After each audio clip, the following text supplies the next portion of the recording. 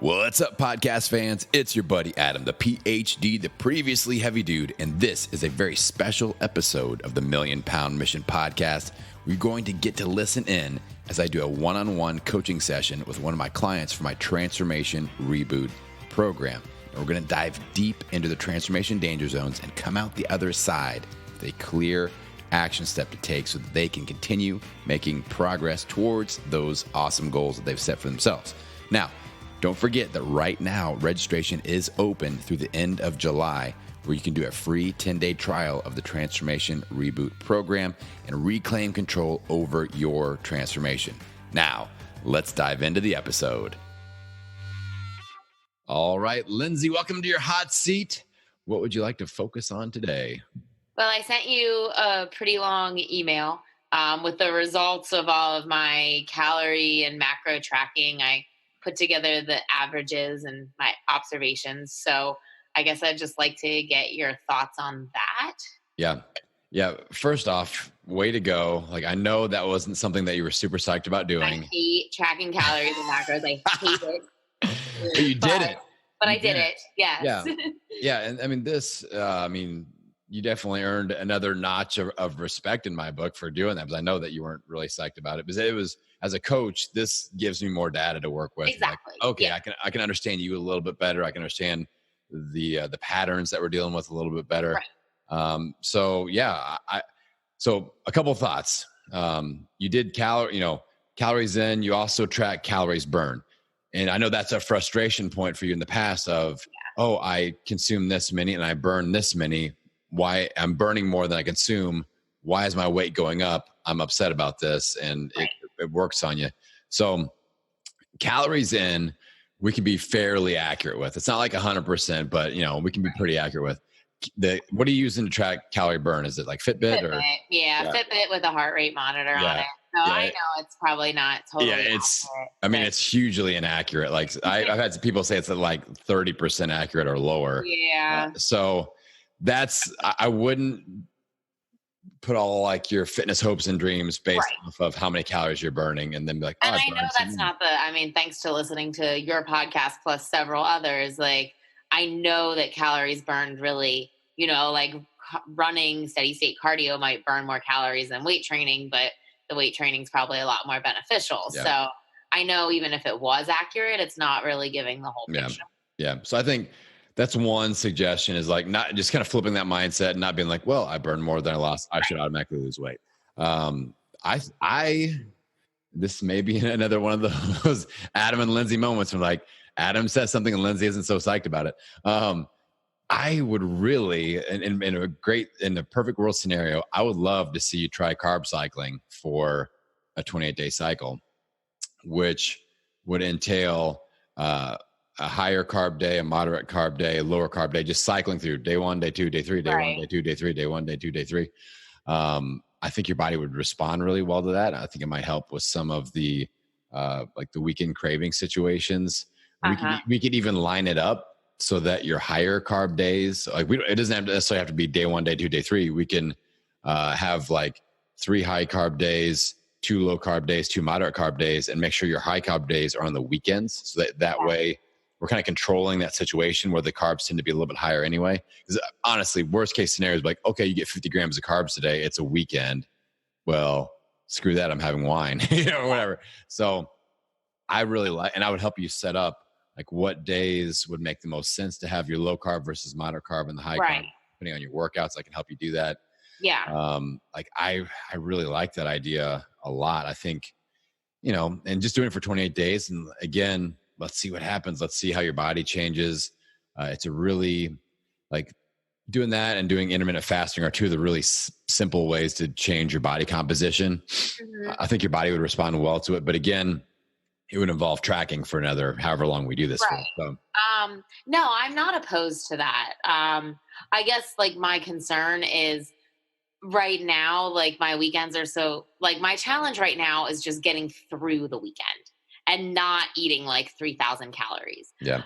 So I don't know, like if adding carb cycling in there when I'm already struggling, like just to get by. Yeah. I don't know if that would work I don't know. I mean, we can try it. I just Yeah. feel my biggest struggle on the weekend is just trying to think like make good choices, no unplanned cheats, control the wine consumption. Like those are the things that I'm like trying to focus on the weekend. I'm not sure if adding in having to worry about carb cycling is going to overcomplicate it too much or Yeah. not.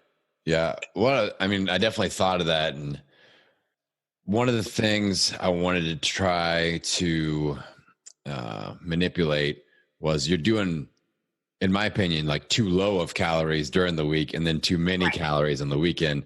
So I would love I mean, you're averaging out, 2,093 calories first week, 24, 26, which was your birthday week. So a little bit higher. And then, so you're averaging a little bit over 2,000 calories, but during the week, it's like 13, 15. And then on the weekends, it's, getting a little bit, Yeah, I would say like 13 to 17 during the week and then like 2000 plus, sometimes close to yeah. 3000 on the weekends. So I was thinking like, what if we just shot for 1,800 to 2,000 every day? So that way during the week, we're a little bit more full. Yeah. Maybe that helps with willpower a little bit, but then using that system to spike your carbs on the weekend so that you naturally have that larger influx of carbs. I don't know. I just thought maybe controlling one of those variables in carbs makes the most sense. Right. See if that would help. That way you could be like, all right, I've got, I'm at this point in my calories, but I've got 100 grams of carbs left that I can use. So I can do that with wine, or I could have some ice cream, or I could, or whatever. I think, Really, like my carbs aren't actually that wine doesn't actually have that many carbs because right. I only drink dry wine. I don't drink sweet wine. Yeah. So that's actually not, I mean, it has calories. So obviously I have to be cognizant of it, but it's not like a source of a ton of Yeah. carbs. Yeah. But with Yeah. carb cycling though, like when I look at your averages, like you're averaging in the 159, 188, Yeah. Yeah. 142. Like I would consider that average every day a high carb day. Okay. So I think just manipulating your macros a little bit, like we might be able to get a little bit more of a body fat drop during the week, and then we spike your carbs on the weekend. Maybe we can Yeah. figure out a workout situation that it would allow your body to consume those carbs a little bit better. I kind of just want to if you were like, Adam, let's do whatever it takes, I'd be like, all right, let's manipulate when your workouts are, what days they are, what amount of carbs you're doing on those days, and then what the calories look like, and make it mesh with your social schedule on the weekend. Like I would really like to kind of concoct a plan around that so that you have less pressure on the weekend. And then we're not doing low calorie during the week. We're just doing lower carb. Yeah. So we're not going into the weekend like with a caloric deficit, which can lead to binge eating scenarios. So I don't know. That's what I would love to experiment with. But again, it's something you think on. I'm willing to give it a try. I mean, I'm a little nervous just because of how my weekends are, but I'm definitely willing to try it. Hey guys, just a really quick break in the action. I hope you're enjoying this episode so far. This is just a very quick reminder that my Transformation ReBoot program registration is currently open, and you can start your free 10-day trial anytime between now and the end of July. Now, once registration closes, you won't be able to get in until October. So do not delay. Start your free trial today. Head on over to millionpoundmission.com. Now, let's get back to the episode. Next steps would be, like, I really like that 1,800 to 2,000 range. I think we can totally do that on the weekend, even if you're a little bit like eating out, even if it's a little bit more cheaty. Like I definitely think that we can hit that number. And then also weekdays up more to like 1,800, and then weekends try to stay down closer to 2,000. Yeah. Okay. Yep.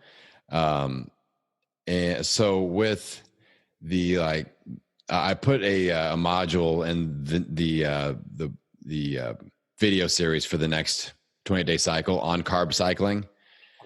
So I want you to just watch that. Okay, I will. All right. Then I want you to email me with your typical workout schedule, like what a typical week of workouts would look like.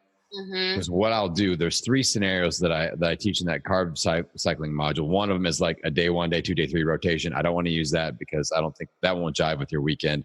I actually Right. want to use the third one, which is we customize based off of what your food and or workout schedule looks like. Mm-hmm. So if you have like a strength training session, those are good days to have more carbs because we can use those for good and not evil.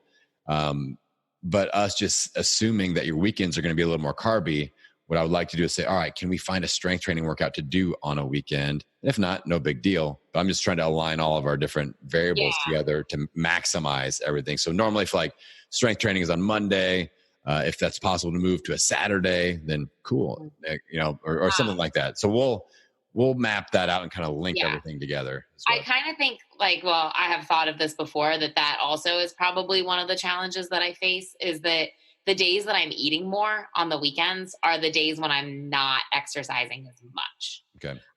Because during the week, we get up early and I exercise at 6:00 in the morning. And honestly, I don't get up that early on the weekends. Yeah. And then when I do get up, we're bottling wine this weekend. And we're starting at 9 a.m., which means I have to leave my house at 7:30 a.m. So realistically, I might do a short workout that morning. I'll be lucky if I can do 20 minutes, but it's not going to be my big strength training day, Yeah.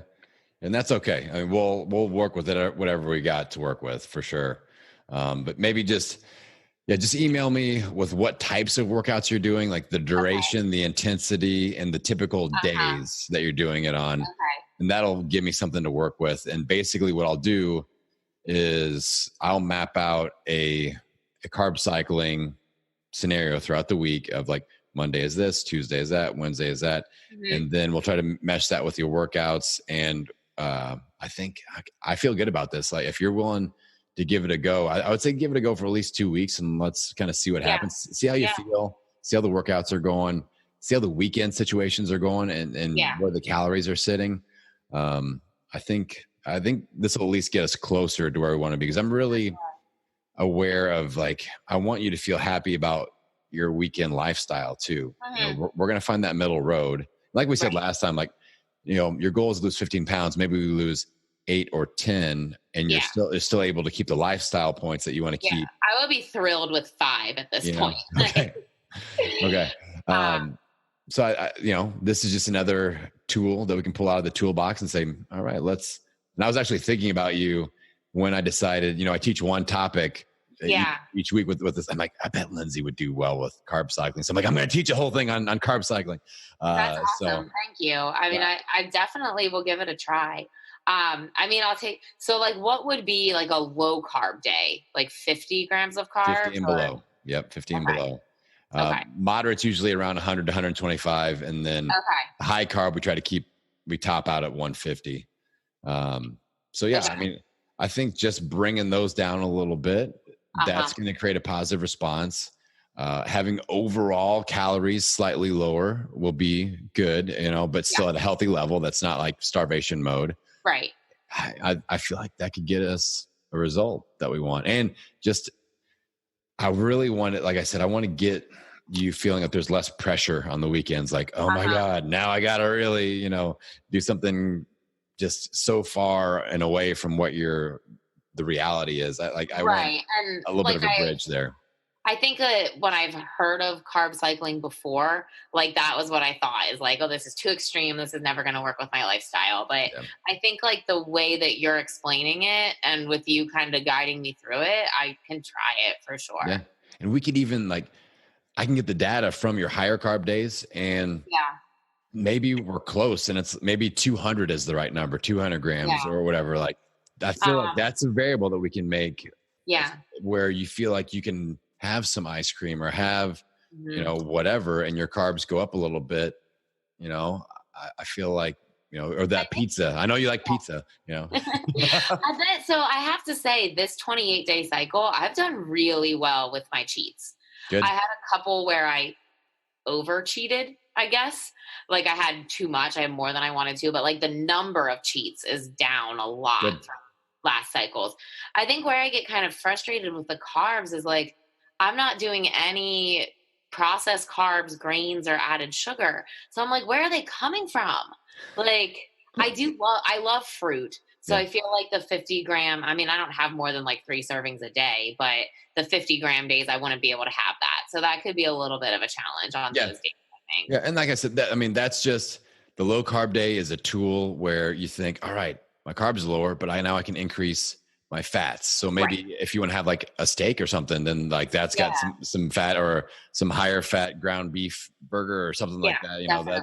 so and it's just little blips on the radar. It's not every day, Right. which is nice. And you got to think like, this is my fat burning day. And this is the day I want to get Right. out and do some interval training or be active because my body's Gotcha. primed for fat Yeah. burning. So Yeah. it's kind of, and I almost get in my head, like when I use carb cycling, like on that low carb day and I just kind of feel a little bit hungry, I'm like, I'm burning fat. That's the signal. My tummy's rumbling. Yeah. I know I'm burning fat right now.